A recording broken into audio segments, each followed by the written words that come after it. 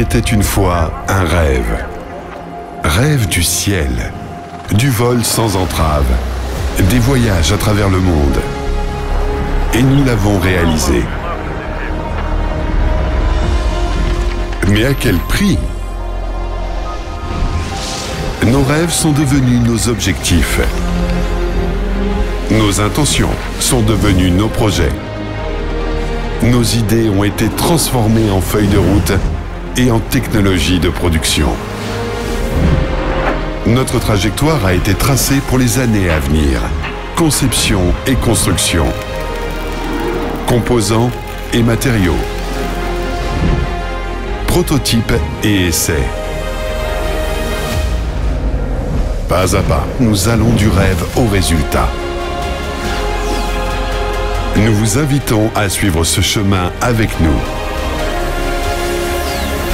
Solar Group présente le projet des dirigeables de nouvelle génération. Le meilleur moyen de prédire l'avenir, c'est de le créer. Faisons-le ensemble.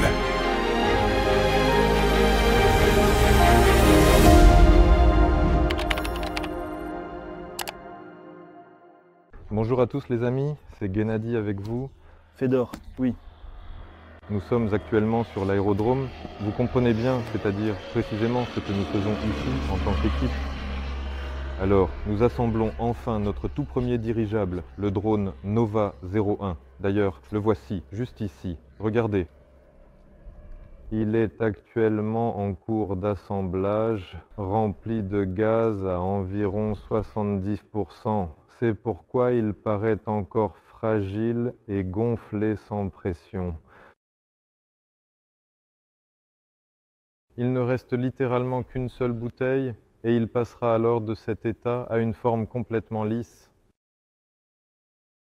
Hier, il n'y avait encore rien et aujourd'hui, voilà où nous en sommes. D'ailleurs, dans le hangar, nous nous déplaçons pieds nus. C'est indispensable pour qu'aucune poussière ne puisse entrer. La toute première règle, c'est que tout doit absolument être propre ici. L'enveloppe est extrêmement fragile et même un tout petit trou, même minuscule, dans l'enveloppe peut facilement provoquer une fuite d'hélium.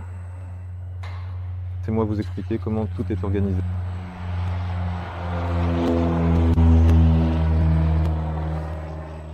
Je vais vous expliquer comment c'est fait. Bon, vous voyez globalement, non? Il est attaché par le nez, le dirigeable est maintenu par un filet parce qu'il est déjà rempli d'hélium et essaie de s'envoler vers le haut. D'ailleurs, il faut bien reconnaître que cela semble vraiment très intéressant et pour être honnête, c'est quelque chose qui retient particulièrement mon attention. Victor, viens ici, te montre.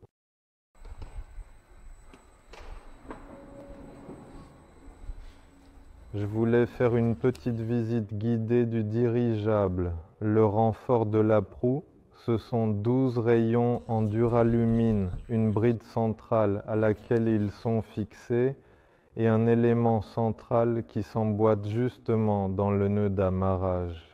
Voici la valve de remplissage par laquelle l'hélium est alors soigneusement injecté dans le système. Dans environ 1 heure, nous allons de nouveau nous en servir. Nous allons compléter le remplissage du dirigeable. En ce moment, l'installation de l'empennage inférieur est en cours. Le plan supérieur vient tout juste d'être installé. Une fois que le plan inférieur sera en place, nous le remplirons jusqu'à la pression de service.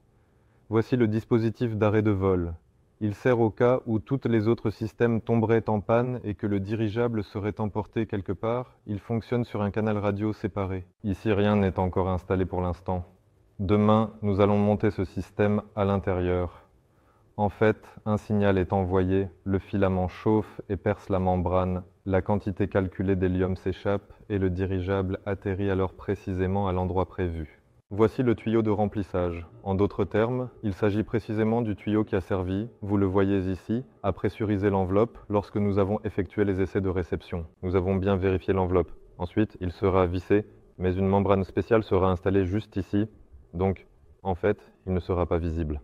Voici à quoi ressemblent précisément les œillets métalliques auxquels la nacelle est solidement attachée et soigneusement lacée, autrement dit, fixée de manière sécurisée avec une corde solide. Plus loin, les vitesses seront mesurées par des modules séparés. Un module GPS, un module GLONASS. En somme, la partie intelligente du dirigeable qui l'aidera à s'orienter et bien sûr la nacelle elle-même. Nous la montrerons et en parlerons plus tard. Elle est encore en cours d'assemblage chez nous? Oui, vous avez peut-être pu la voir dans la vidéo tournée au bureau, mais ici, nous ne l'avons pas encore assemblée. Nous venons tout juste de commencer, nous l'avons simplement installée pour l'instant.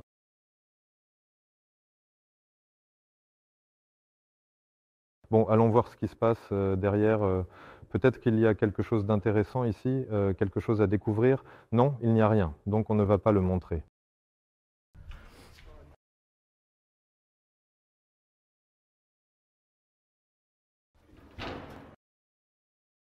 Ici, les gars sont juste en train d'assembler l'empennage.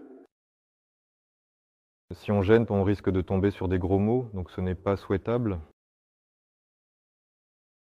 Avec eux, le dirigeable commence déjà à ressembler à un vrai dirigeable, parce que sans eux, il ne ressemblait pas vraiment à un dirigeable. On en aura 4, n'est-ce pas alors? Eh bien, Oui, bien. Allons faire le tour, si tu veux bien.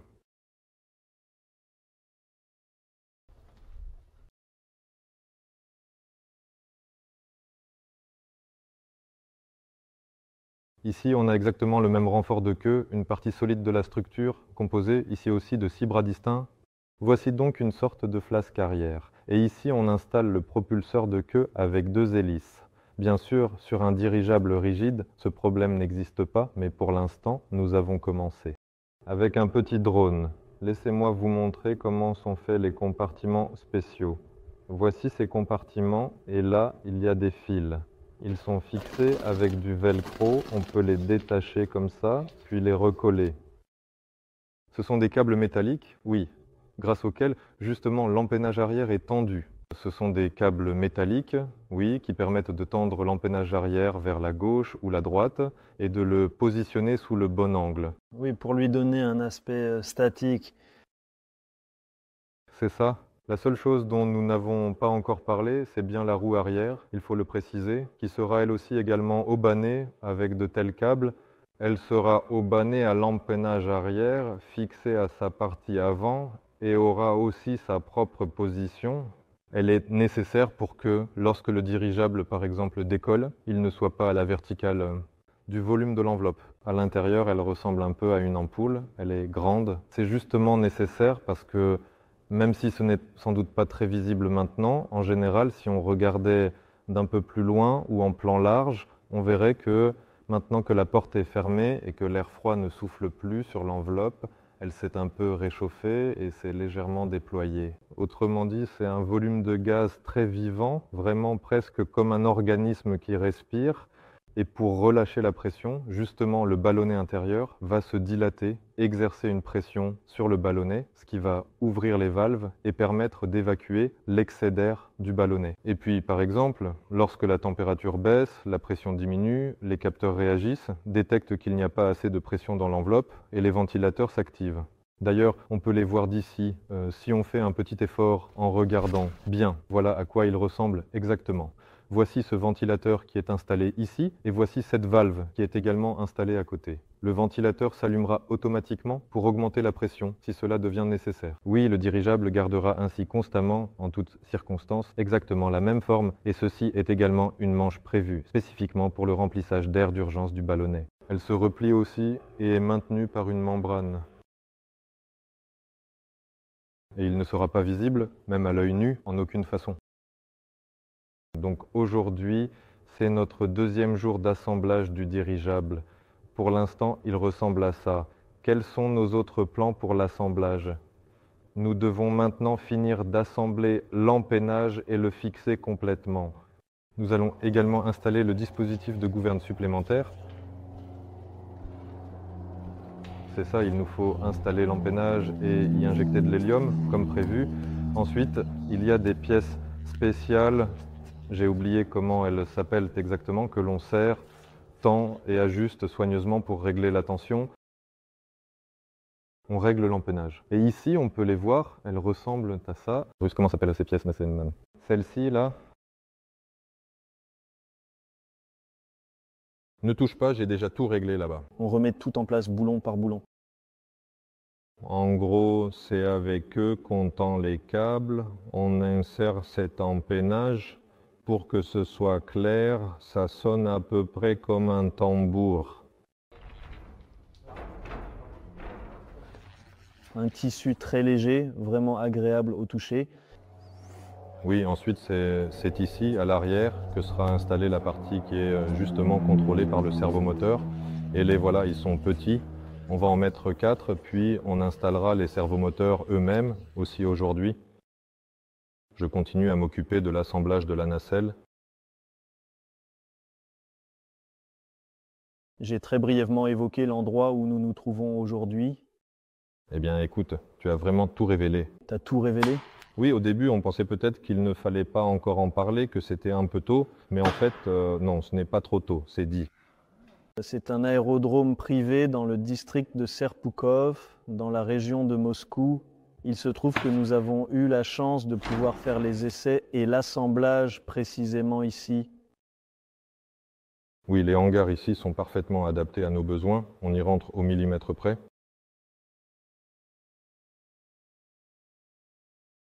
C'est l'administration qui nous a donné l'autorisation pour ces essais. Ici, il y a des cordelettes. Nous allons l'attacher ici même avec une cordelette et notre enveloppe va encore monter d'autant. C'est justement pour que nous puissions installer tranquillement la nacelle et ensuite travailler avec la nacelle sous le dirigeable. Donc demain, elle sera plus haute, demain, elle sera équipée de la nacelle. Nous allons installer les circuits électriques et de signalisation et la mettre en service. Dès que possible.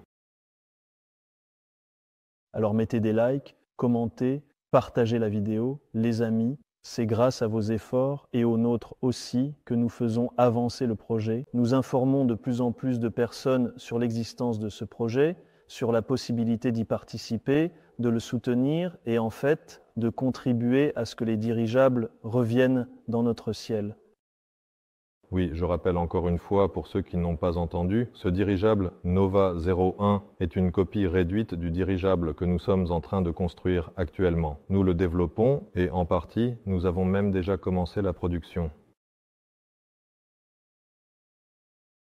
Nous achetons des composants pour lui, c'est le dirigeable Nova 2, un modèle 6 places d'un volume de 2000 m3. Celui-ci fait 130 m3. Le volume de l'enveloppe de celui-là est un peu supérieur à 2000 m3. Et nous achetons également de l'équipement pour sa fabrication. Du matériel de soudure pour produire l'enveloppe, des machines de découpe, en général beaucoup de choses. Il sera prêt d'ici la fin de l'année ou bien au tout début de la suivante. Et afin de tester correctement le système de contrôle automatique, c'est-à-dire le système sans pilote, il a été décidé de réaliser une petite copie. Premièrement, pour mesurer ses caractéristiques dynamiques et les vérifier. Ici, par exemple, la poussée des hélices correspond à la résistance frontale à la même vitesse, en gros.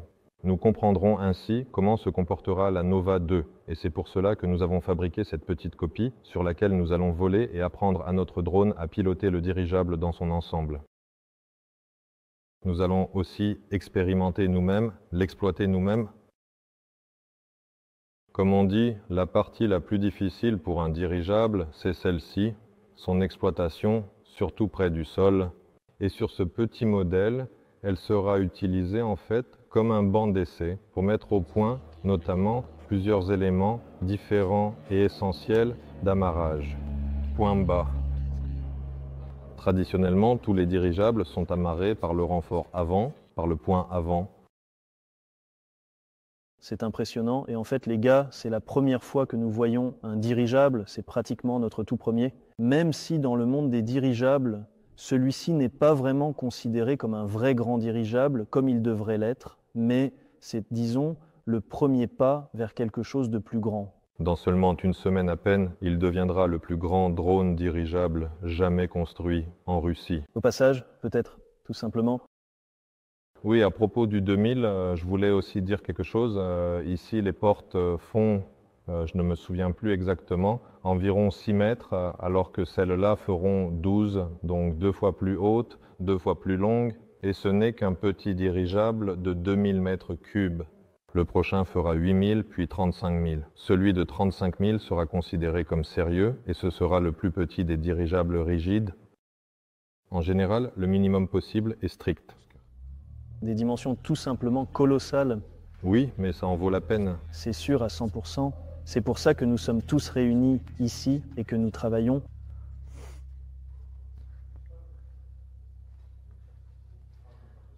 Nous attirons très fréquemment beaucoup l'attention des passants dans la rue. Ici, des gens passent, observent attentivement, voient ce que nous faisons et tous s'intéressent vivement, avec beaucoup de curiosité, à ce que nous fabriquons. Ils veulent absolument savoir pourquoi nous faisons cela et comment nous procédons exactement. Je constate de plus en plus souvent, personnellement, que beaucoup de gens ont une idée fausse des dirigeables, pensant que c'est quelque chose de vieux et d'inefficace. Ou alors, à l'inverse, ils imaginent parfois quelque chose de vraiment fantastique, d'absolument irréalisable dans notre quotidien. Mais justement, nous allons essayer de changer cette perception. Oui, en fait, c'est intéressant. Tu es fatigué de rester debout. On peut passer aux caméras sur trépied si tu veux. En tout cas, oui, les dirigeables, c'est beau. L'essentiel, c'est que ce soit vraiment fonctionnel, contrôlable, applicable.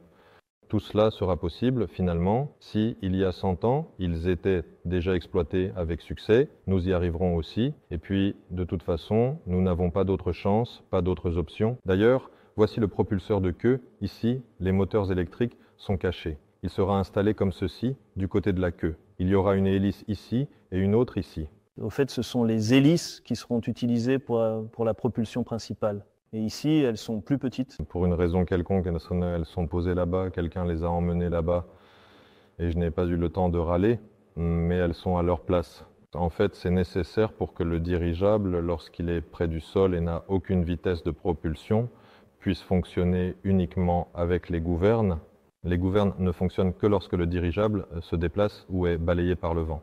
Pour ce faire, un propulseur de queue est nécessaire afin qu'à vitesse nulle, il puisse être tourné et contrôlé d'une manière ou d'une autre. Je pense que c'est un très bon exemple. Par exemple, lorsqu'un navire est à l'arrêt en mer, il reste sur place. Et s'il utilise ses propulseurs d'étrave, il restera simplement immobile.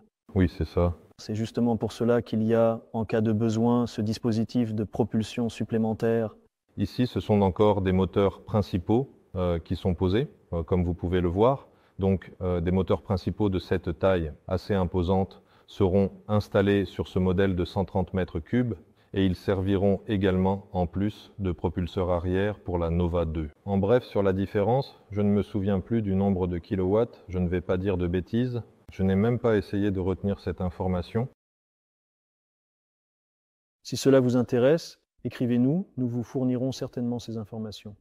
Oui, je sais avec certitude qu'à la puissance et au régime maximum, ils ont donné sur le banc d'essai entre 40 et 45, je ne me souviens plus exactement, kilos de poussée sur une seule hélice.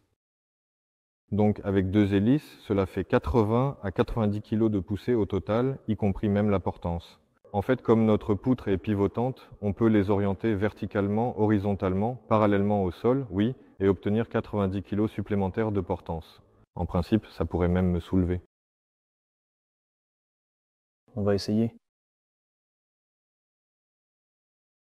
Je suis prêt, je suis prêt. Oui, mais en réalité, en fait, ce n'est pas spécifiquement conçu pour de telles charges, car en pratique, toute la charge sera répartie par la nacelle. Terme exact?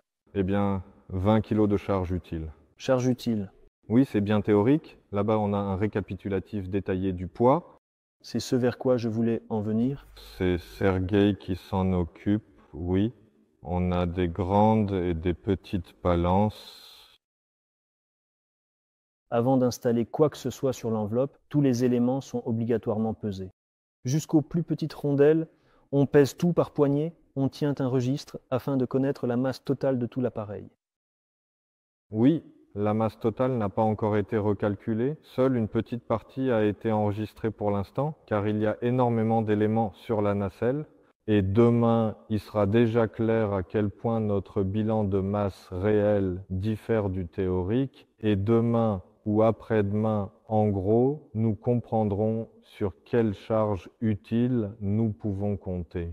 Nous avons, en ce qui concerne ce point, une certaine plage de surcharge admissible là-bas. Il faut le noter. Voilà, c'est à peu près ces fameux 20 kilos, c'est ça.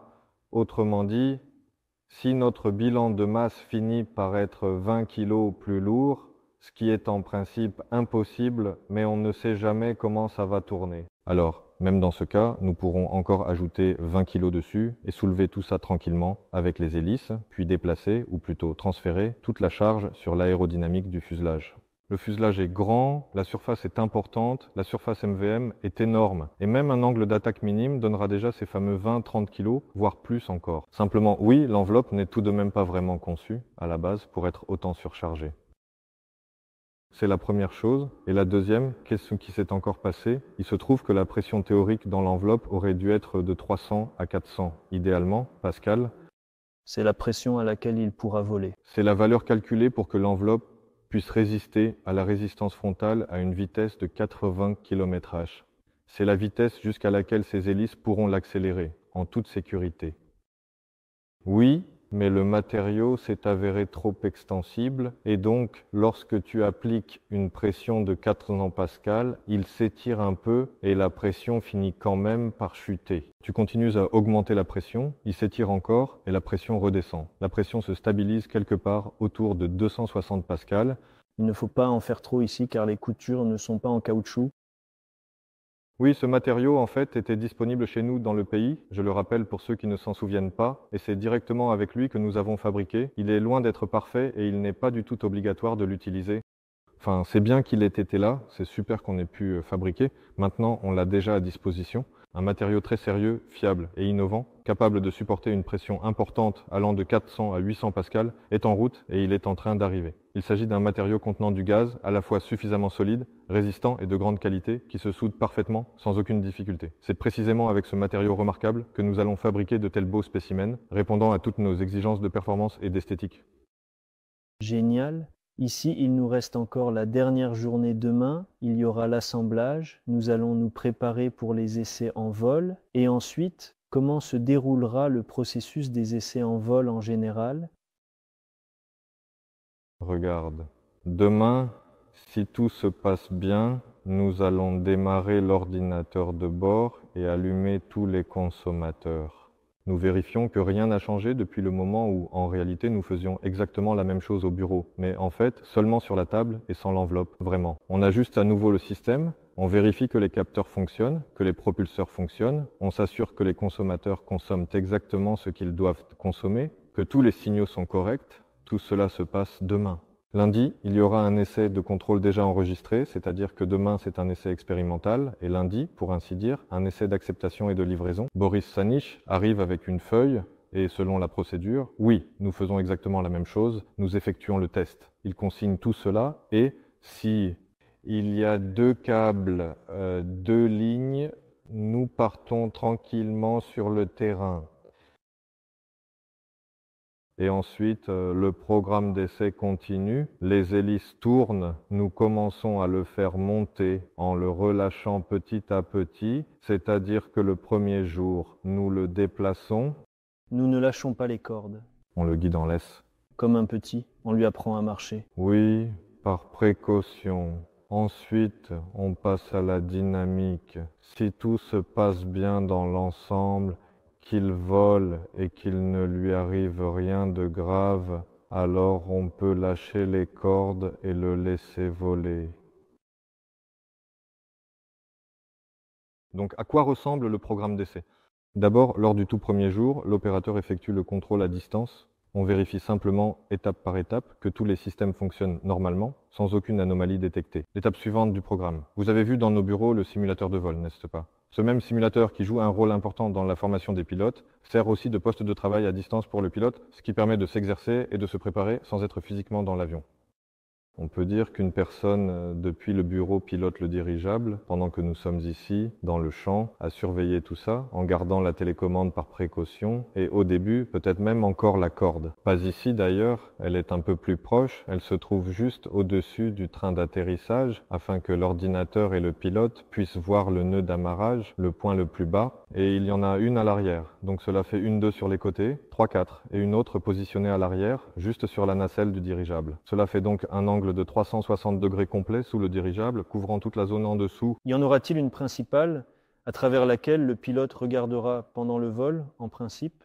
Non, il verra une image à 360 degrés. Oui, et c'est pourquoi il est encore difficile en pratique d'imaginer concrètement comment, en effet, ajouter une caméra arrière à cette vue à 360 degrés. Nous verrons en pratique comment cela va se passer, c'est intéressant, je suis curieux. Il ne reste plus très longtemps à attendre. Oui, en fait, il y a un système double SIM sur l'ordinateur de bord, ce qui signifie qu'il peut utiliser 2 cartes SIM différentes en même temps pour améliorer la stabilité de la connexion.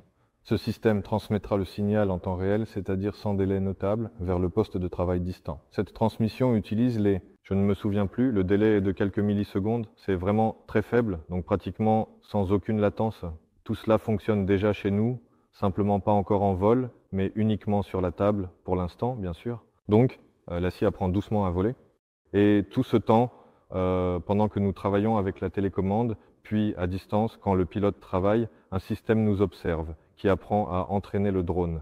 Il collecte une grande quantité de données provenant de tous les capteurs qui seront installés.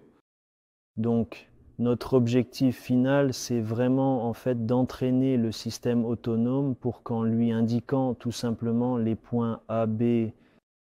L'étape suivante, c'est que nous partons pour une petite session de codage, peut-être d'une semaine. Nous peaufinons encore le drone autonome et nous repartons sur le terrain, cette fois avec une tablette.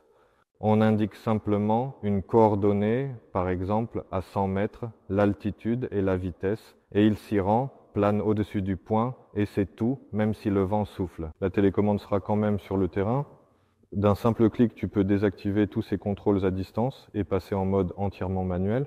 Ce mode fonctionne selon le standard habituel, exactement comme tous les quadricoptères, via un signal radio traditionnel. Si jamais il y a un problème avec la connexion cellulaire ou Internet, tous les contrôles à distance s'arrêtent immédiatement, peu importe où ils se trouvent. Bref, c'est une méthode particulièrement fiable et éprouvée qui fonctionne de manière sécurisée.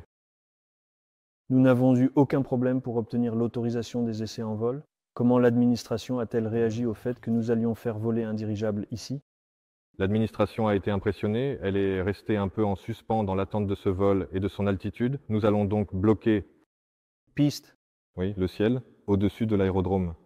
C'est juste que je reçois assez souvent dans les commentaires la question de savoir comment les dirigeables vont coordonner les essais en vol avec les aérodromes. Oui, avec les aérodromes. Oui, en fait, comme pour n'importe quel autre appareil volant, il suffit tout simplement de contacter le service de contrôle aérien et d'obtenir une autorisation.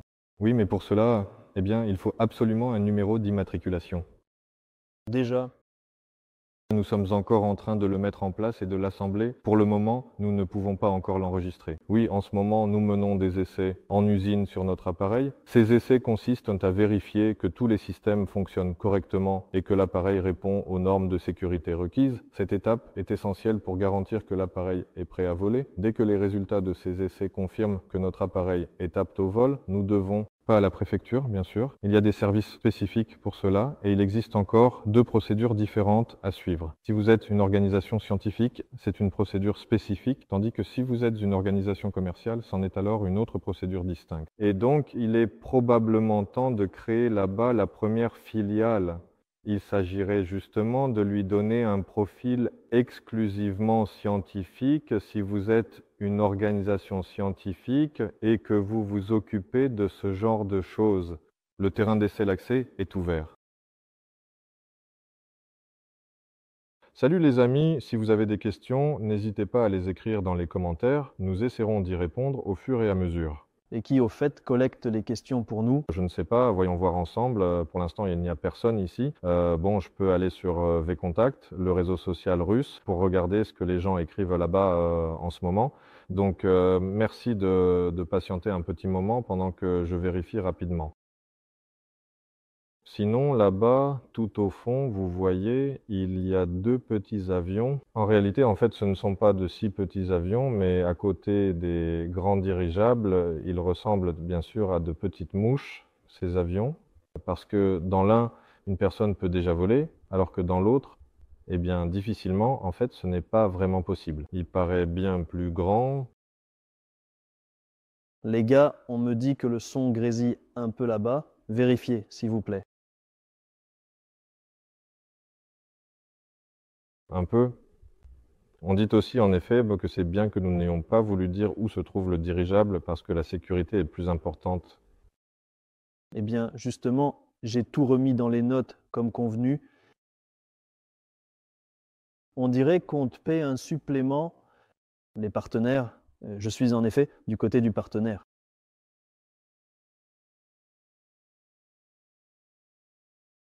J'espère que vous avez là-bas de super questions, des commentaires, des mots d'encouragement et ainsi de suite. On ne compte et n'espère que sur ça. Bien sûr. Oui, je répète le problème. Là sur VContact, si tu ouvres la diffusion et que tu ne l'as pas regardée, alors toutes ces discussions ne sont pas visibles, donc nous ne voyons rien. J'espère que tout va bien là-bas. Je ne sais pas encore quoi vous raconter d'intéressant. J'ai déjà une liste de questions. Allons-y, Alors, eh bien, c'est parti. Je n'ai pas tout lu moi-même, alors on va voir comme c'est.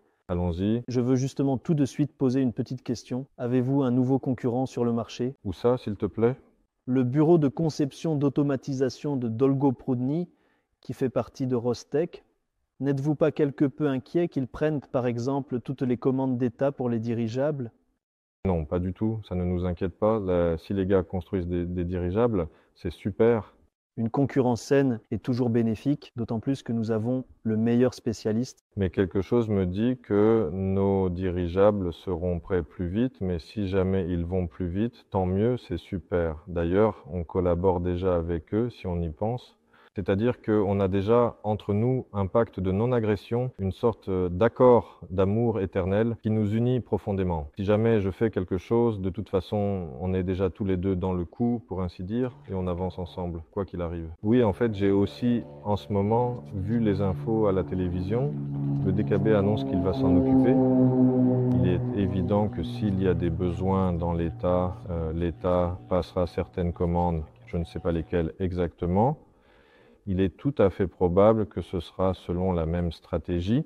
D'abord la R&D pour quelques années supplémentaires, puis ensuite le développement, puis enfin les dirigeables. J'espère sincèrement que nous irons beaucoup plus vite à l'avenir. Salut les gars, quand aura lieu le changement d'étape et quels travaux doivent être réalisés pour passer à l'étape suivante? Écoute, ce serait logique que ce soit en cas de succès, oui.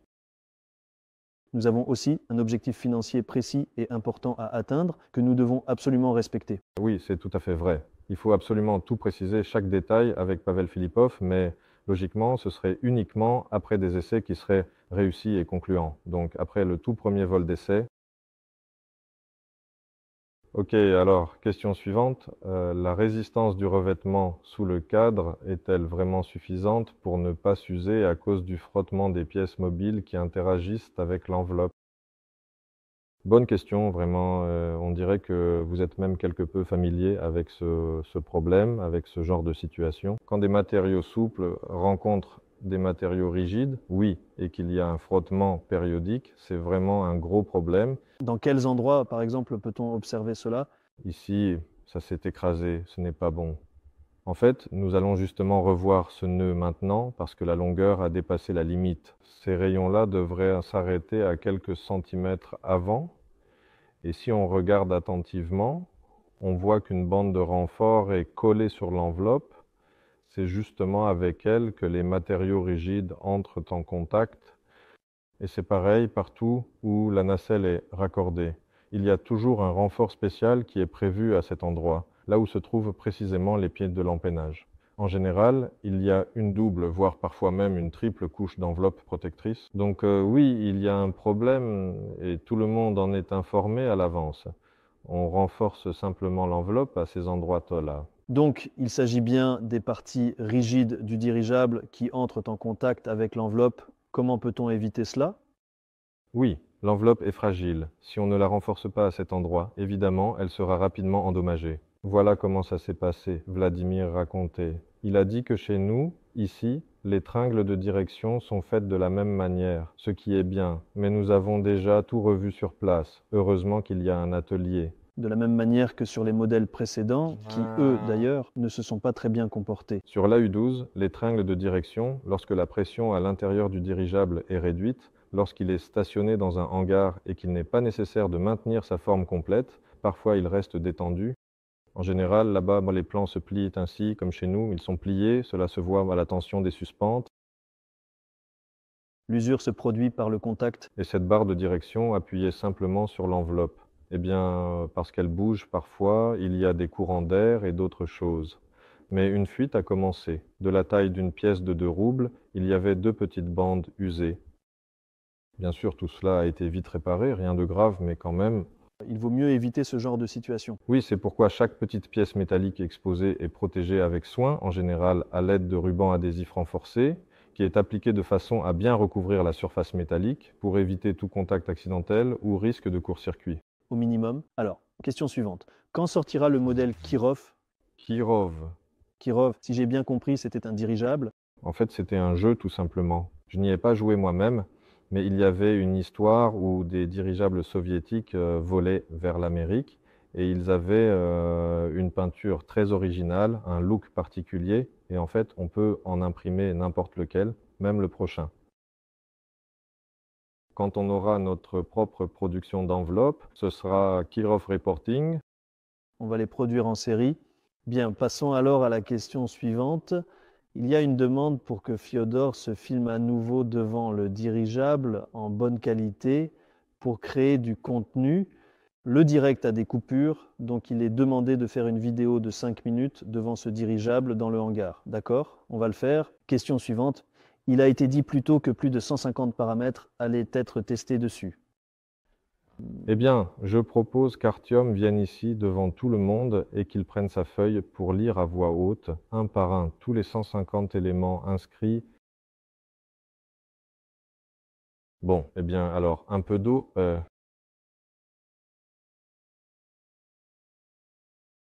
Allez, vas-y, je lis. Alors, la question suivante. Quand est prévu l'OE et est-ce prévu OE? Eh bien, si je comprends bien, Émirats Arabes Unis. Exploitation expérimentale. Ou bien exploitation expérimentale. Eh bien, l'exploitation expérimentale commence après la fin des essais. Il faut d'abord terminer les essais. Pour les essais, nous nous sommes accordés environ 1 mois, plus ou moins. Oui, hein. Et c'est à cela que nous allons nous consacrer. Si nous avons bien déchiffré l'abréviation, alors oui. Eh bien, très probablement, oui. Prochaine question. Le projet repose-t-il uniquement sur le financement participatif ou y a-t-il des sponsors? Il y a plusieurs grands investisseurs qui aimeraient investir ici en ce moment. Bien sûr, nous entretenons des discussions amicales avec eux, mais pour l'instant, sans résultat. Des détails? Bien sûr, parce qu'au départ, nous avons choisi la stratégie de créer d'abord une société mère stable grâce au financement participatif, puis d'accueillir de gros investisseurs, mais au cas où ils sont évidemment là. Je me souviens même des commentaires de Sergei Viktorovitch Semenov disant que en ce moment, ce n'est pas vraiment intéressant pour nous de faire entrer de si gros investisseurs. Parce qu'en général, ils commencent à imposer progressivement, petit à petit, il y a leurs propres conditions, ou à s'impliquer de façon plus active et plus directe dans le développement ou dans d'autres questions importantes. Et cela, pour le moment, n'intéresse absolument pas l'entreprise, du moins pour l'instant. Nous aimerions vraiment nous développer de manière totalement indépendante et dans la direction que nous jugeons la plus appropriée pour nous. Question suivante. Tous les capteurs qui sont testés sur le Maliish seront-ils utilisés sur des dirigeables plus grands ou non? Sur un grand dirigeable, il y en aura plus, mais dans l'ensemble, oui. Si c'est... Non, en fait, ce n'est pas tout à fait ça. En fait, sur le Malish, il y a un modèle expérimental du Malish qui est équipé de capteurs afin que nous puissions y recueillir certaines données. Ensuite, il y aura des versions commerciales où il ne sera pas nécessaire d'avoir autant de choses intéressantes qu'ici. La même chose se produira avec la Nova 2. Au début, elle sera équipée de capteurs pour que nous puissions apprendre à la piloter correctement et comprendre son comportement dans certaines situations. Ensuite, oui, une partie des capteurs sera retirée. Plus, moins, oui, il y en aura bien sûr plus parce que là, il y aura déjà des nacelles sérieuses en place. Et dans l'ensemble, elle est principalement destinée au transport de passagers, donc les exigences sont alors complètement différentes. Je suis tout à fait d'accord. Pouvez-vous nous parler, s'il vous plaît, du système de propulsion de la Nova 2? Quel moteur? Y aura-t-il des batteries de traction, des moteurs électriques, etc. Pouvons-nous commenter cela d'une manière ou d'une autre? Le moteur sera belge, aéronautique, à essence, avec refroidissement par air, de type hélicoptère. Je ne me souviens plus exactement de son nom, mais si vous tapez cela tel quel, il n'y en a qu'un qui apparaîtra sur Yandex. Je ne me souviens plus de la modification exacte, U500, quelque chose comme 11i, ou peut-être L. Nous développons nous-mêmes une transmission pivotante pour ce moteur, il fait environ 200 chevaux. Y aura-t-il aussi une batterie de traction? Oui, bien entendu, il y en aura effectivement une. Elle sera utilisée pour le propulseur d'étrave arrière. Je ne sais pas exactement combien d'ampères-heure elle aura, je n'ai même pas encore regardé cela en détail. Je connais seulement son poids approximatif qui est d'environ 40 kg tout compris, rien de vraiment remarquable. Le moteur est déjà en route. Il est déjà en train d'arriver. Parfait. La transmission du mélange est en fabrication. Alors, une question assez ambitieuse. Que doit faire la société Aeronova pour dépasser SpaceX en termes de coûts? Se développer longtemps et avec persévérance. Nous n'en sommes qu'au début de notre parcours, mais croyez-moi, nous avons de grandes ambitions. Eh bien, tu vois, quand le lanceur de 10 tonnes volera, ce sera déjà un sacré événement, vraiment impressionnant. Il vaudrait mieux, à ce moment-là, être déjà coté en bourse pour que la valeur de l'entreprise soit, disons, officiellement enregistrée. Parce que pour l'instant, toutes ces évaluations sont assez éphémères. Mais quand un lanceur de 60 tonnes ou de 100 tonnes volera, là, l'entreprise vaudra vraiment quelque chose de sérieux. Je ne sais pas, il est peu probable que quelqu'un lui permette de dépasser Elon Musk. En plus, Elon Musk prévoit d'aller sur Mars, mais nous essayerons de le rattraper, sachant qu'il continuera lui aussi d'avancer. On peut avancer au même rythme, ou bien on peut avancer avec un certain retard, mais nous allons le rattraper. Et ce qu'il faut faire, c'est simplement faire son travail, construire des dirigeables. Oui, pour le moment. Pour l'instant, j'ai terminé avec mes questions. Il y avait une grande demande de la part des membres de notre équipe de refaire un petit tour, de rappeler les points principaux que nous avons abordés ici, pour ceux qui viennent de nous rejoindre et, disons, leur expliquer une nouvelle fois ce que nous avons fait. Voilà. Peut-être qu'ils regarderont les enregistrements. Alexei a vraiment beaucoup insisté. La connexion, elle coupe parfois, et il se peut malheureusement que...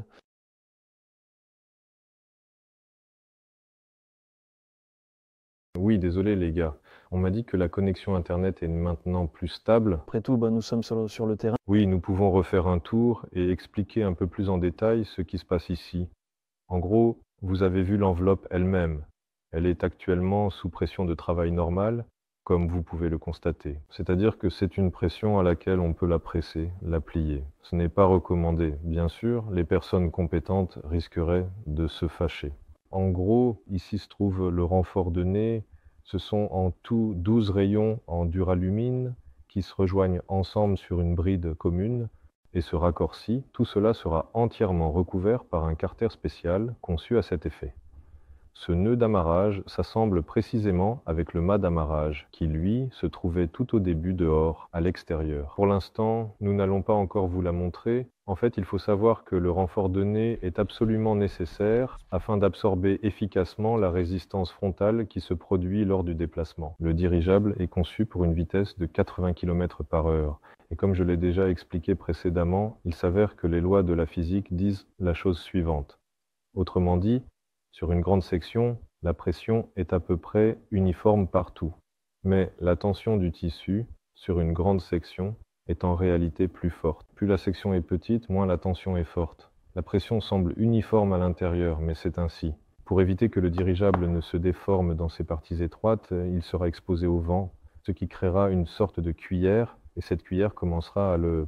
Eh bien, c'est comme lorsque vous lavez une cuillère sous l'eau, la même chose se produit ici. L'air incontrôlé s'échappe dans toutes les directions et en général, il devient impossible de contrôler le dirigeable. C'est pour cela qu'un renfort de nez est installé, il est déjà en place. La seule chose, c'est que je vais encore le raccourcir un petit peu, juste légèrement. Il s'est avéré être plus long que ce qui était initialement prévu. C'était déjà assez évident auparavant, mais cela n'a malheureusement pas été corrigé jusqu'à présent. Voici donc la valve de remplissage par laquelle on injecte l'hélium. L'hélium est injecté à travers un tel dispositif.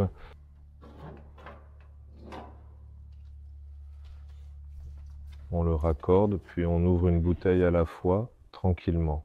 Les bouteilles sont dehors et il faut environ 4 minutes pour que le gaz entre ici. Actuellement, il y a environ 16 bouteilles à l'intérieur du dispositif et pour lui donner son aspect complètement fini et finalisé, il ne manque qu'une seule bouteille au maximum tout au plus. Après la valve de remplissage, juste ici, se trouve, comme vous pouvez le voir, le système d'interruption de vol. C'est un système d'urgence très important pour la sécurité. Dans ce cas, si le dirigeable devient incontrôlable, qu'il est emporté quelque part, que le moteur principal ne fonctionne pas, que rien ne marche, qu'il n'y a aucune communication avec le dirigeable, ou bien s'il se lève un vent très fort pour lequel il n'est pas conçu, alors un signal est envoyé ici, via un canal radio séparé. Ici, il y a une membrane. On peut faire un gros plan, on voit bien là-bas. Elle est coupée par un simple fil qui chauffe, justement. Au bureau, nous l'avons testé sur notre réservoir d'entrepôt. En gros, c'est un système d'arrêt de vol.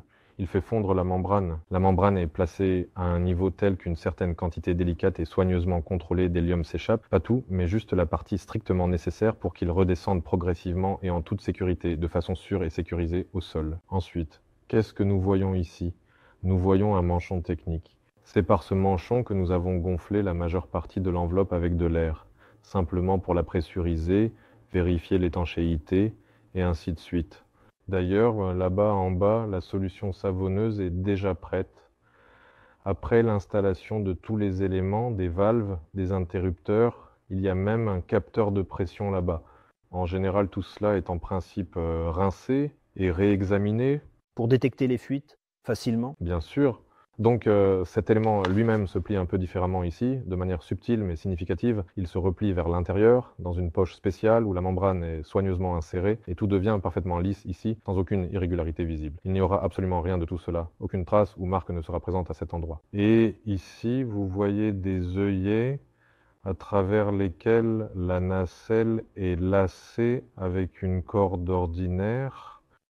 Quelqu'un là-bas a récemment posé une question particulièrement intéressante et pertinente concernant la friction des parties rigides de l'enveloppe. Ici, justement, on voit l'enveloppe, puis vous voyez, comme vous pouvez le constater, il y a aussi en fait un support spécial, par exemple, en un autre matériau, puis encore le tissu de l'œillet, et ce n'est qu'ensuite, vous savez, qu'à l'intérieur se trouve l'élément rigide. Donc ici, il y a en fait deux couches de renfort, positionnées juste avant l'enveloppe elle-même, c'est-à-dire la partie extérieure du pneu. Alors, si on continue, on voit ce récepteur de pression. Pour l'instant, il passe par ce tuyau, puis par un autre tuyau, bref, vers l'ordinateur, d'abord vers un ordinateur fixe, puis vers l'ordinateur de bord. En gros, ici, il y a aussi de l'hélium à l'intérieur, et cet hélium arrive jusqu'au capteur, il exerce une pression sur le capteur, et nous voyons quelle pression il y a à l'intérieur de l'enveloppe. C'est la même chose, mais avec un autre tuyau qui ira vers l'ordinateur de bord. Nous saurons en permanence la pression et pourrons la contrôler. Oui, c'est effectivement nécessaire à l'ordinateur de bord pour pouvoir gérer correctement et précisément cette pression à l'aide du ballonnet. Par exemple, il peut s'agir d'allumer ou d'éteindre le ventilateur, ou même d'ajuster son fonctionnement selon les besoins. Ceci est le câble du capteur de température, qui se trouve également sur le récepteur de pression, mais à partir de celui-ci, sur une sorte de fine tige métallique, à une distance d'environ 30 et quelques centimètres. Il mesure précisément la température du gaz à l'intérieur de l'enveloppe, spécifiquement conçue pour cette fonction. Ici, une plateforme spéciale est installée. Elle est également fixée à l'aide d'une tige. C'est ici que l'on installe le mini-cerveau pour les essais. Il y a justement tout un tas de capteurs. Des capteurs qui vont mesurer la vitesse, la position, l'accélération, ainsi que des modules GPS et GLOASS, par exemple. Celui-ci arrive aussi ici. C'est l'histoire avec le deuxième capteur. Il va procéder au remplissage. Le remplissage commence. Eh bien, les amis, regardons aussi comment nous allons maintenant faire un appoint avec une bouteille supplémentaire. Alors oui, tu vas ouvrir là-bas, et ici, c'est ouvert, pour éviter les surprises, comme la dernière fois.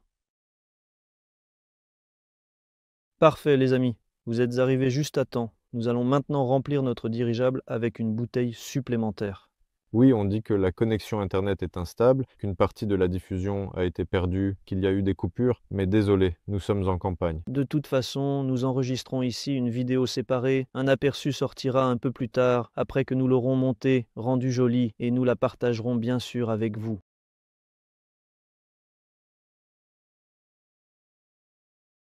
Je pense qu'on peut passer maintenant, regarder de côté, pour voir comment la pression et l'apparence extérieure vont changer. La pression commence doucement à monter.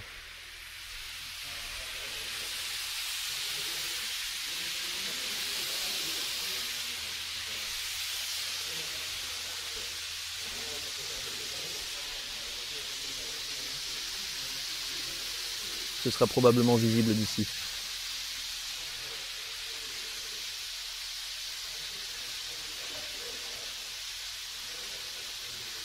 Là, on voit clairement que le renfort de nez s'est bien déployé. Et il y avait effectivement un pli visible à cet endroit.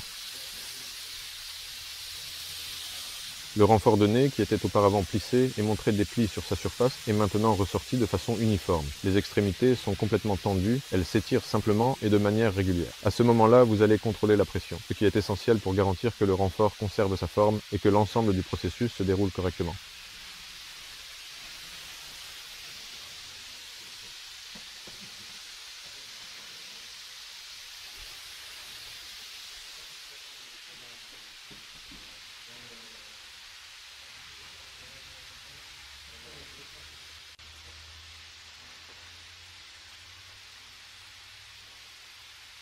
Eh bien, ici, vous voyez maintenant que la pression augmente dans le volume gazeux. On peut tranquillement remplir cette enveloppe jusqu'à 250. Le ballonnet. Ici, c'est un peu plus pour l'instant, mais au final, tout devrait s'équilibrer. Lorsque les soupapes seront réglées, elles égaliseront la pression. Voilà, comme ça. Vous voyez, n'est-ce pas? Ah, là, les soupapes ne se sont activées. On entend que les soupapes relâchent l'excédent, la pression du ballonnet. Donc ce n'est pas l'hélium qui est évacué, mais bien l'air du ballonnet? Oui, d'ailleurs, si on prend un plan d'ensemble, on verra. Oui, on voit bien comme il est tendu, vraiment.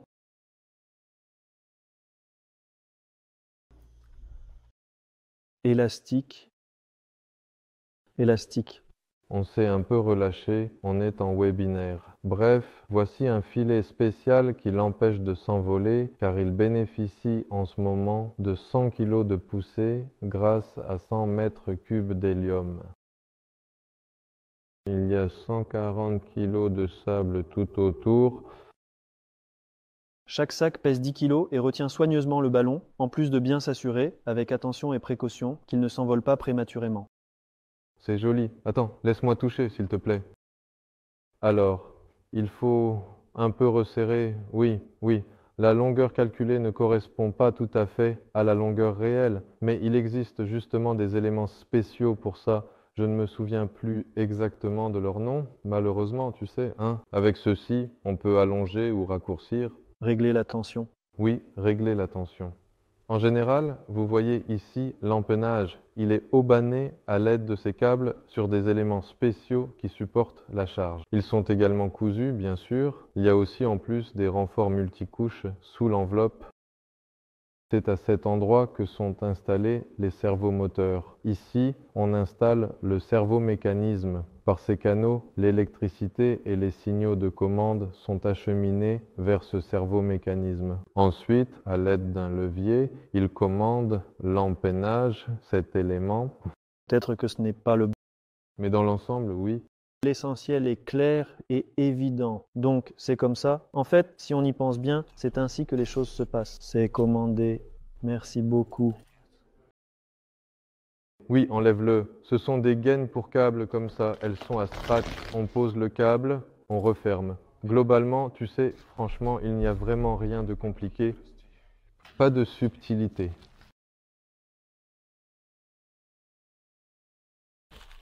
Pour l'instant, on ferme comme ça. Après l'installation du servomoteur, tout ce qui est métallique sera à nouveau sécurisé.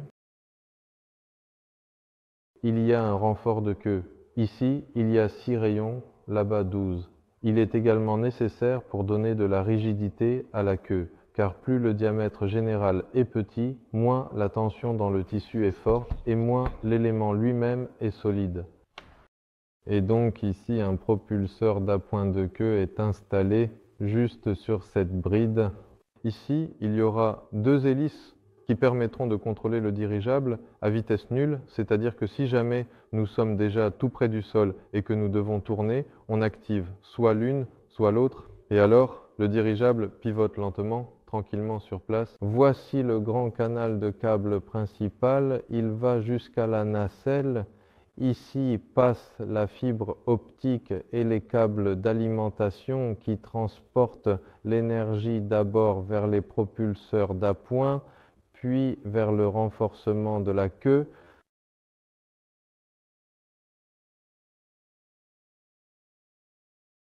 Alors ici, à en juger par cette bosse bien visible, il va falloir, à ce stade, maintenant, relâcher progressivement la tension. Heureusement, c'est tout à fait possible et cela ne posera aucun problème. Je te n'a pas encore été dit. Là-bas, il y a le train d'atterrissage principal et aussi le train arrière.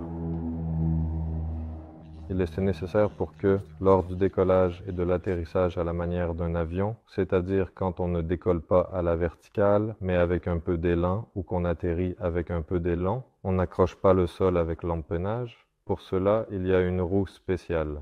Elle sera soigneusement haubanée de manière très sécurisée à l'aide des mêmes câbles métalliques robustes et résistants, comme cela a été fait précédemment, à la base de l'empennage, et elle sera également aussi stable que cet empennage.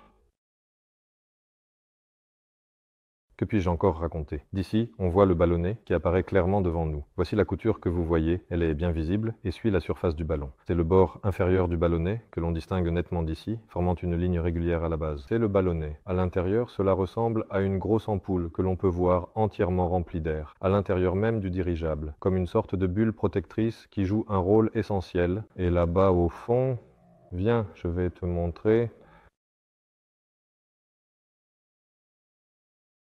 Ici, il y a des valves spéciales. Si on les ouvre, l'air s'échappera.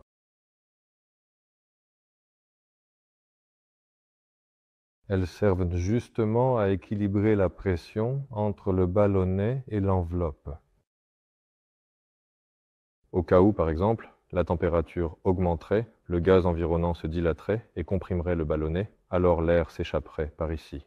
Et voici le ventilateur. Ensuite, quand de l'air froid souffle, le gaz se contracte, par exemple le dirigeable perd de sa rigidité, et grâce à ces ventilateurs, on regonfle le ballonnet, ce qui augmente la pression dans tout le dirigeable. Voici un tuyau de remplissage, un dispositif spécialement conçu pour le ballonnet. À l'aide d'un souffleur d'air comprimé, l'air y est soigneusement injecté lors des essais au sol, c'est-à-dire pendant les tests réalisés avant le vol. Alors, il se replie également, la membrane se ferme lentement, en douceur, et en règle générale, c'est précisément ici, à ce moment-là, que commence la nacelle elle-même. C'est à cet endroit précis que sera installé le contrôleur de ce ventilateur. De l'autre côté, un deuxième ventilateur sera également installé de manière symétrique. Sur cette membrane, un microcontrôleur sera placé qui pilotera ce contrôleur. Voilà, c'est tout. Ensuite commence la nacelle et tout le reste sera installé sur la nacelle.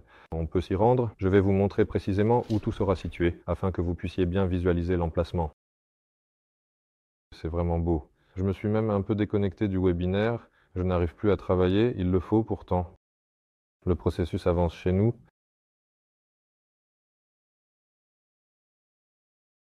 Et le monde se cache de la caméra. En gros, on vient tout juste de commencer l'assemblage de la nacelle. Vous l'avez déjà vu assemblée au bureau, puis on l'a démontée et maintenant on la remonte à nouveau. Ce n'est pas la première fois. Oui, ici il y aura un moteur principal, là un deuxième, les hélices, les contrôleurs, les câbles sortent d'ici et vont vers l'ordinateur de bord. L'ordinateur de bord se trouve juste ici. Ici, il y a un servomoteur qui contrôle cette poutre. Nous pouvons changer l'orientation, c'est-à-dire modifier le vecteur de poussée. Donc, si on le positionne ainsi, on peut augmenter la poussée. Il y aura environ 90 kg de poussée au maximum avec les deux moteurs. Vers le bas, cela va le plaquer de nouveau au sol. Évidemment, vers l'avant, c'est pour voler dans la direction du trajet. La batterie sera placée ici, vous verrez. Elle alimentera l'ordinateur et le système VGS aura une alimentation séparée. Ici, l'alimentation viendra de la plus grande partie de la batterie. il y en a deux à l'intérieur du corps principal. L'alimentation électrique ira vers les moteurs principaux, le propulseur de direction arrière, ainsi que l'empennage arrière, et une petite alimentation ira vers le mini-cerveau, qui est suspendu à l'avant. Celui-ci sera alors placé précisément à l'avant avec les capteurs. L'interrupteur sera ici, selon le même schéma que l'interrupteur de vol. Ici, il y aura un disjoncteur aéronautique de sécurité fiable et robuste, qui en appuyant sur un bouton spécialement conçu, coupera également la ligne principale, si jamais quelque chose ne va pas. Ceci, c'est la poutre du train d'atterrissage. Pour l'instant, elle est dans cet état, mais bien sûr, les roues seront fixées ici. En gros, pour résumer, voici toute la nacelle. La seule chose, c'est qu'il y a ici un tas de fils et de fibres optiques. Et puis les hélices sont à 3 pales, comme vous pouvez le voir, celles que nous attendions. Nous les avons emballés fiablement. Oui, c'est ici que se trouve le dispositif de gouverne arrière. Il y aura 2 hélices ici, ce sont les moteurs, ils sont emballés. Il y aura une hélice ici et une ici.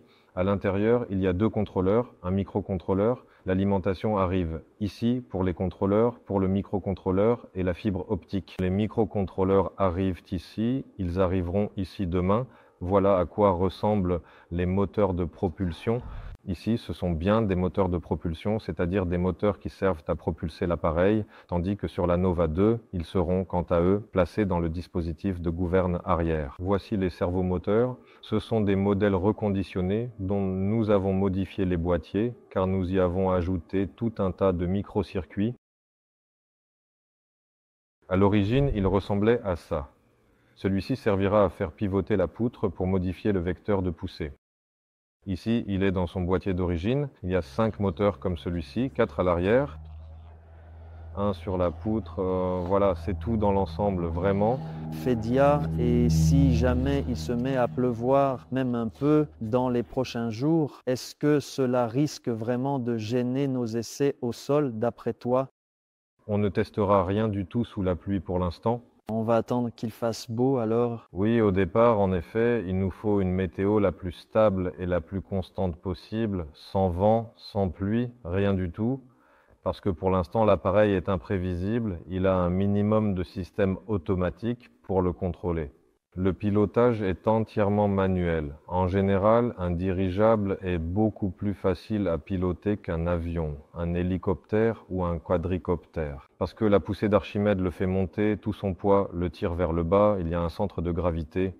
Le centre de gravité est plus bas que le centre de volume et il reste constamment en équilibre. Il ne peut ni se retourner ni faire autre chose de ce genre, mais malgré tout, comme l'enveloppe est assez fragile, les contacts indésirables avec le sol, disons, oui, les imprévus, sont à éviter. C'est pourquoi, au départ, il est plus sûr et plus fiable de voler par temps calme.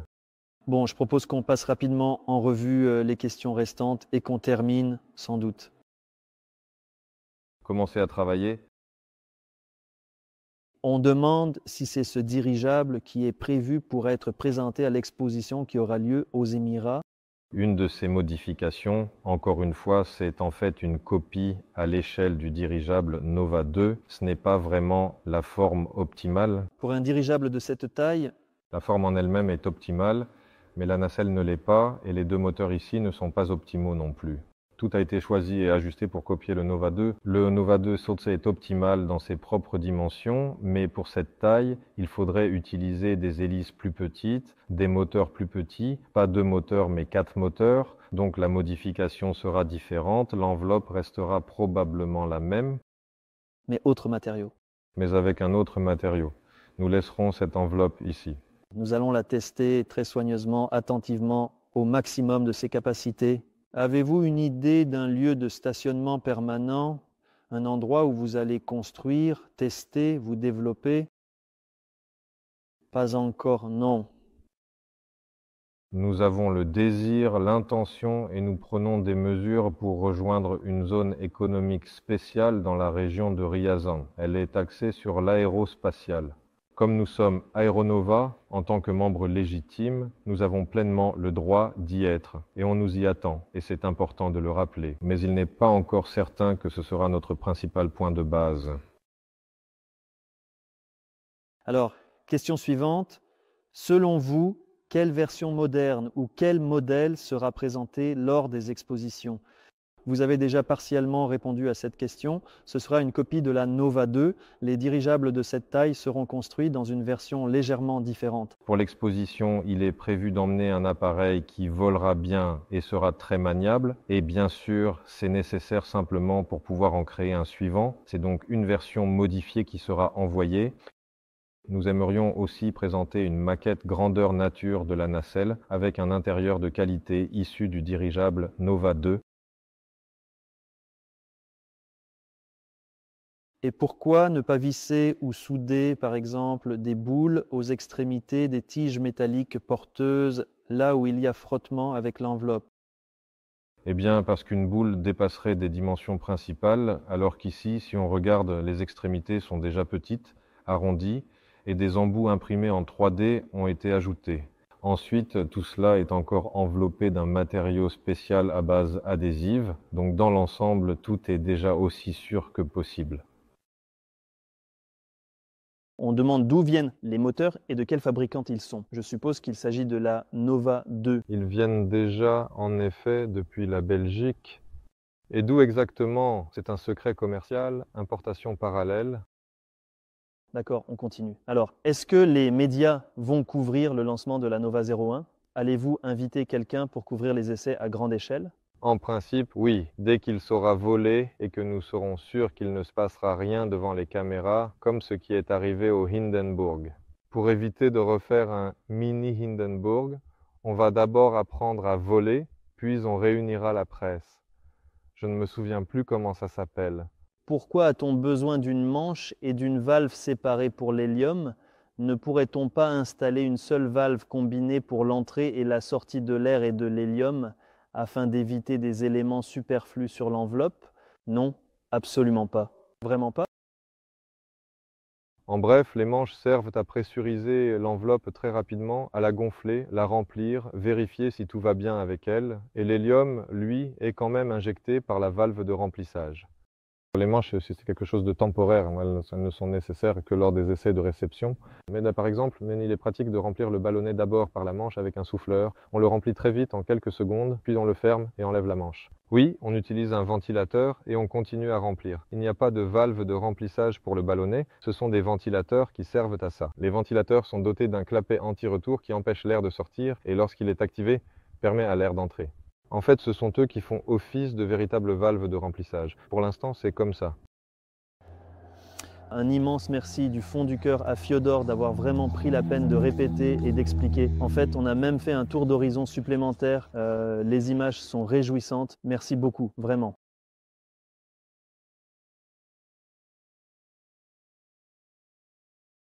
Les amis, partagez la diffusion, mettez des likes, laissez des commentaires et n'hésitez pas à inviter vos proches. Oui, vous n'avez donc rien vu apparemment si la connexion Internet était mauvaise. Le début le plus épique, c'était quand nous étions devant l'aérodrome avec des avions qui décollaient en arrière-plan et il y avait notre mât d'amarrage. Croyez-moi, c'était magnifique. Il y avait aussi un plan sur le hangar, l'atelier était ouvert, on voyait le dirigeable à l'intérieur. En somme, on peut recommencer et conclure là-dessus. Ruslan, peux-tu ouvrir les portes ? Au passage d'ailleurs, Il y a encore quelques questions ici. vas-y, pendant que les portes s'ouvrent, nous, on va de l'autre côté. Eh bien, en général, le commentaire est que c'est un travail incroyable. On a même du mal à y croire. Les gars, vous êtes formidables. Vraiment, merci beaucoup. C'est agréable à entendre. Espérons simplement et sincèrement, tout simplement, qu'un vent fort ne l'emportera pas dans la mauvaise direction. Espérons-le. Une fois que les moteurs fonctionneront, il pourra avancer à 80 km/h dans n'importe quelle direction, même contre le vent. Si le vent dépasse 80 km à l'heure, nous le saurons sûrement et il vaudra mieux le rentrer à l'intérieur. Mais sinon, il s'en sortira très bien. Oui, un autre commentaire. C'est impressionnant, bravo. Aeronova 01 est aussi très beau. C'est super. Merci les gars. Allons voir l'aérodrome encore. Dirigeable intérieur? Ah, de l'extérieur. Je rappelle encore une fois que nous marchons pieds nus. J'ai perdu les miens. C'est normal. L'enveloppe est fragile. Il ne doit y avoir aucun débris. Voici notre mât d'amarrage. Il est actuellement dans l'état où il est prêt à accueillir le dirigeable à quai. La seule chose, c'est que le nœud d'amarrage n'est pas relevé en position de travail. Mais dans l'ensemble, les pieds sont bien ancrés dans le sol, tous les haubans sont tendus, la structure est stable. En gros, voilà, c'est le territoire de l'aérodrome, il commence là-bas. La piste d'atterrissage commence là-bas, puis il y a le bâtiment de l'administration, juste à droite, derrière les arbres, on ne peut pas le voir d'ici. Les hangars avec les avions. Là où nous nous tenons, c'est là que la piste d'atterrissage se termine. Et ensuite, cette partie de l'aérodrome est destinée à nos vols. Ruslan l'a simplement assemblé en passant. Dans l'ensemble, la structure est vraiment très solide. Pour ma part, je pèse 90 kg et elle ne bouge absolument pas. Le nœud d'amarrage peut être tiré plus haut. Oui, grâce au roulement, tout cela peut pivoter avec le vent. Le câble ici, c'est juste pour l'esthétique. En réalité, il est fixé ici avec une goupille spéciale. Tout cela est ancré là-bas et le dirigeable peut pivoter avec le vent, rester sur place. On peut aussi le replier, l'accrocher et même l'emmener encore plus loin. En gros, vous voyez, c'est donc ici en fait que nous allons voler apparemment la semaine prochaine. C'est le petit terrain qu'on nous a attribué. Oui, c'est précisément ici, à cet endroit du champ, que nous allons le promener avec des cordes, en le tenant bien pour qu'il ne s'éloigne pas, sur ce champ ouvert, quand on aura la permission de le lâcher un peu, de le laisser marcher plus librement, mais en général, il ira dans cette direction, vers le fond du champ, comme prévu. Je suis désolé. Est-ce qu'on m'entend maintenant? Il semble que le micro n'a pas fonctionné tout à l'heure, alors je voulais vérifier si vous pouvez bien m'entendre à présent. Voilà, maintenant on m'entend. Voilà les amis, en gros, vous avez maintenant bien vu de façon assez claire où nous sommes actuellement et à quel stade précis en est l'assemblage. C'est un peu chaotique, hein, il faut bien le reconnaître, mais en gros, on a interrompu notre travail en cours, mis nos tâches de côté pour tout vous montrer aujourd'hui. Alors, ne soyez pas paresseux, prenez un instant pour mettre un like, partagez cette vidéo avec vos amis et réjouissez-vous simplement avec nous du fait qu'on en soit déjà arrivé à ce stade. Ruslan, tu veux peut-être venir aussi toi? Regardez-moi ça, c'est incroyable, non? Peut-être qu'on pourrait présenter quelques membres de l'équipe qui participent à tout ça, parce qu'il y a beaucoup de travail et beaucoup restent dans l'ombre. Nous sommes 8 personnes du bureau à être venues ici pour l'assemblage. Oui, il y a Ruslan, Shamil, Vladimir, Sergueï, Alexandre, David, moi et toi. Eh bien, pour l'instant, c'est cette délégation. À partir de lundi, le reste de l'équipe arrive aussi. Il y aura encore 8 personnes. Beaucoup viennent juste pour regarder, mais 3 d'entre eux vont justement aider à monter le système optique, les câbles d'alimentation, et à mettre en service, à démarrer l'ordinateur. Donc, attendez-vous à du contenu la semaine prochaine. Nous, on retourne au travail. C'est tout pour aujourd'hui, les amis. Merci infiniment à vous tous d'avoir regardé jusqu'au bout. N'oubliez surtout pas de mettre des likes, de laisser des commentaires, de partager la vidéo avec vos proches, car nous avons vraiment besoin de toute votre activité précieuse. Voilà, c'est très beau, c'est épique. Et maintenant, nous décollons ensemble. Fais bien attention à toi, mon ami.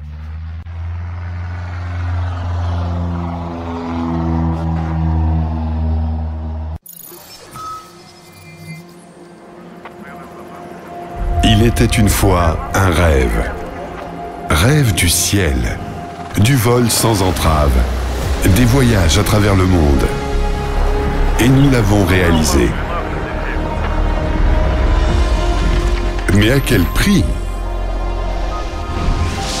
Nos rêves sont devenus nos objectifs. Nos intentions sont devenues nos projets. Nos idées ont été transformées en feuilles de route et en technologie de production. Notre trajectoire a été tracée pour les années à venir. Conception et construction. Composants et matériaux. Prototypes et essais. Pas à pas, nous allons du rêve au résultat. Nous vous invitons à suivre ce chemin avec nous. Solar Group présente le projet des dirigeables de nouvelle génération.